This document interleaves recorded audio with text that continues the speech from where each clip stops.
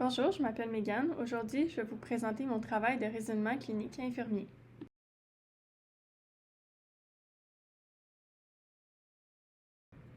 Monsieur X est hospitalisé sur l'unité des soins intensifs des Grands Brûlés après avoir été retrouvé inconscient dans son appartement en feu il y a un mois. Il a des antécédents de ROH et de schizophrénie et un trouble d'addiction à la zupiclone.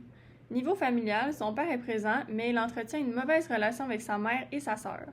Monsieur a été brûlé à 20% de son corps, soit dans le dos, sur les cuisses et les avant-bras, en plus d'avoir inhalé de la fumée. Cela a occasionné des brûlures internes. Il a eu 3 chirurgies jusqu'à présent. La première pour homogreffe, la deuxième pour homogreffe et autogreffe et la troisième pour autogreffe. Une quatrième est à planifier pour les endroits où la greffe n'a pas fonctionné. Ces pansements sont faits avec de l'urgotule argent au niveau des greffes et du xéroforme est utilisé pour les sites d'honneur, soit le devant des cuisses. Il a beaucoup de douleur et ne peut supporter d'être couché sur ses côtés, dans le fond ses flancs. En raison de ces brûlures, monsieur a un œdème généralisé comme il est en réaction inflammatoire. Également, comme une grande surface de son corps est exposée, il est en état d'immunosuppression. Après des analyses de laboratoire, une souche infectieuse est confirmée dans ses plaies. C'est du Pseudomonas aeruginosa, que je vais appeler dans cette présentation le pseudo.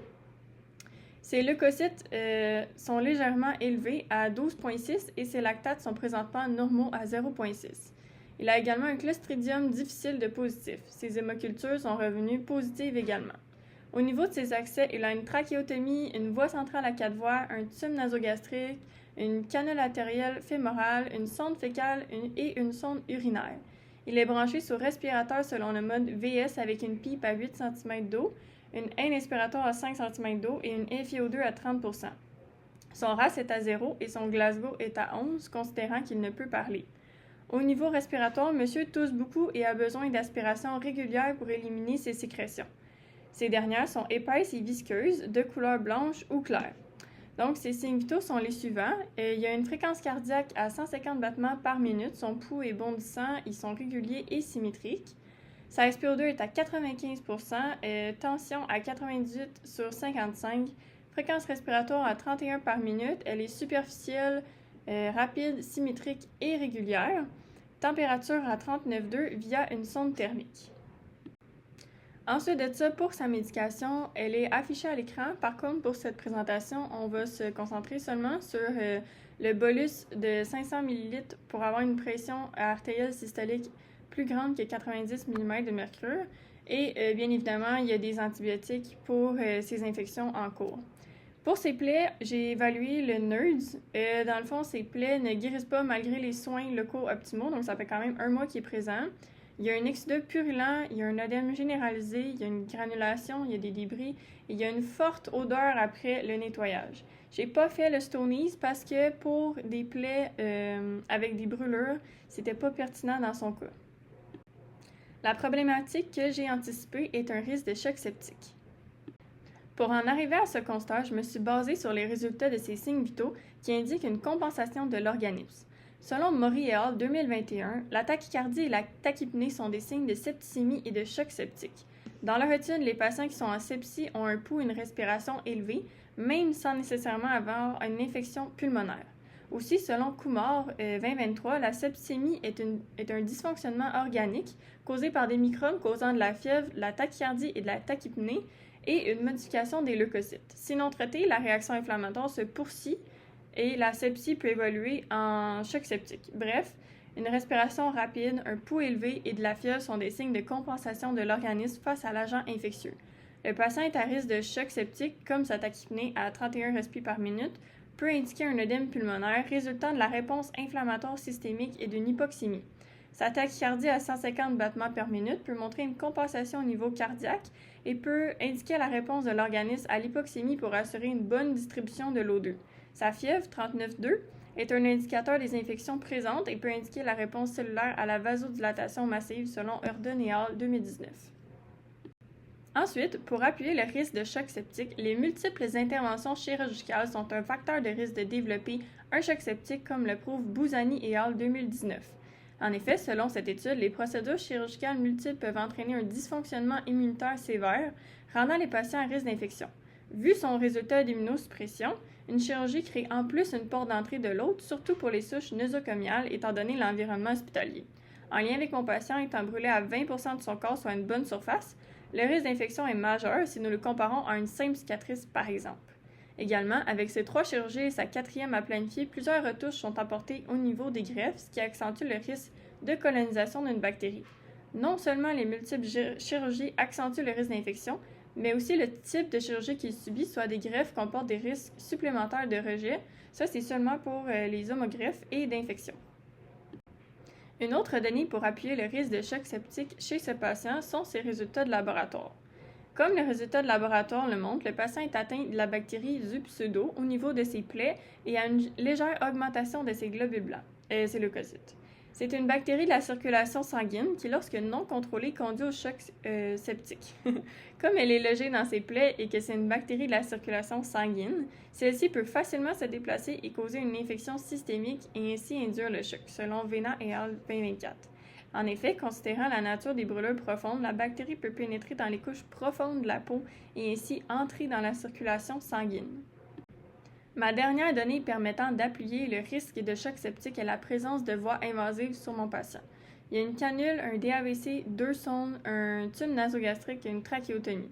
Considérant les nombreuses voies d'accès du patient, comme son DAVC, les complications liées à l'utilisation d'un cathéter veineux central sont fréquentes. Sa voie centrale est une porte d'entrée vers la circulation sanguine et donc aux infections de la circulation sanguine qui peut mener à une septicémie ou à un choc septique aux soins intensifs, selon Boitier et Timsit 2019.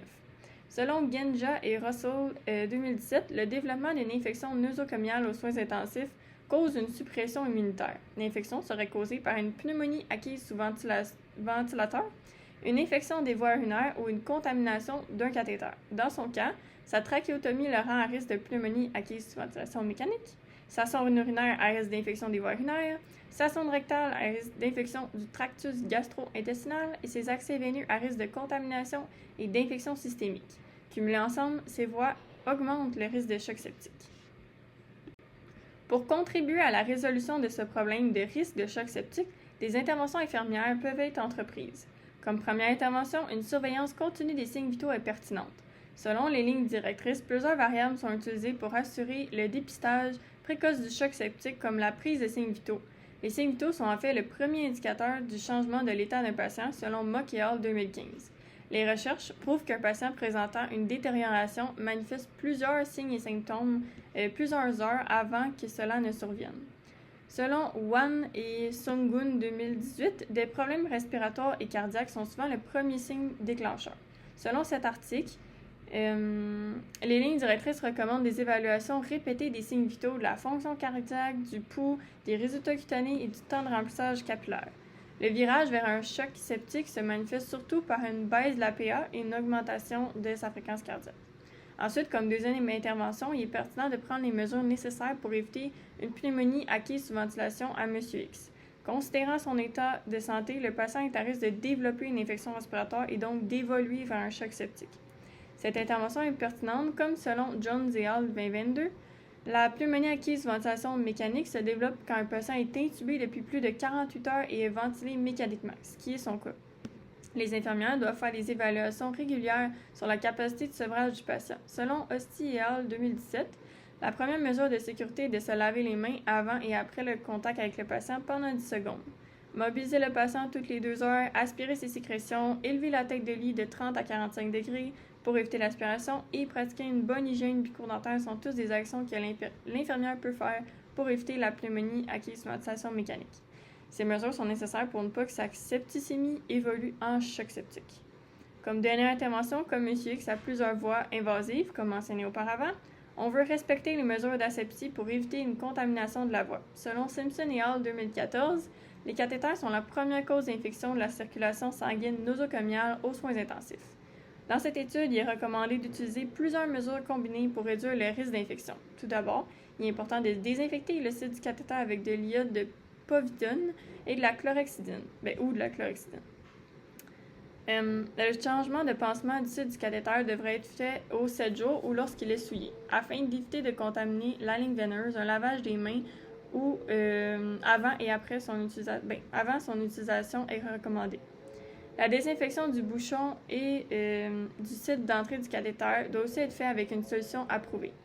Une évaluation infirmière du cathéter doit être faite à chaque jour pour réduire le risque d'infection.